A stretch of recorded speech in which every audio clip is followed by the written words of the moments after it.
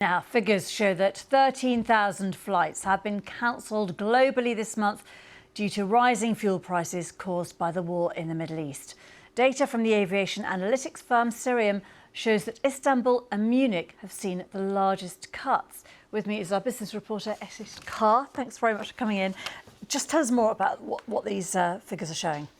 Well, that 13,000 flights equates to around 2 million seats that have been cancelled. And as you say, aviation is one of those industries that's been most impacted by the conflict in the Middle East, as well as that initial disruption for flights going to that area. There's also been that huge spike in jet fuel prices. Jet fuel has more than doubled since the conflict began. And for lots of countries, the UK included, the Gulf is where they source the majority of their jet fuel, so that's inevitably had some consequences. And some airlines have already announced plans to cut their schedules. The German carrier Lufthansa has said that it intends to cut around 20,000 flights between now and the end of October. Others have said that they're looking at raising ticket prices as a result. What does that mean for anyone who is planning travel over the coming days, weeks and months? I mean, should they book?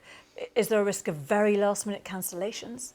Well, of course, what we all want to know is how is this going to affect our own travel plans, particularly in the UK. Half terms around the corner, the summer holidays are on the horizon. And it's important to point out that 13,000 flights, it sounds like a lot, but it's actually out of more than 850,000 flights in May. So really it's around 1.5% of flights. And that's going to include routes that have already been cancelled by airlines, perhaps going to some of those hubs in the Middle East. And as you said earlier, it's not evenly distributed. Some routes aren't affected at all. There's quite a few flights from Istanbul and Munich airports. So really this is probably a case of airlines looking at their schedules, trying to consolidate certain routes, focus on the ones that are going to be most profitable in their busiest and peak periods, and that will include those busy summer holiday routes.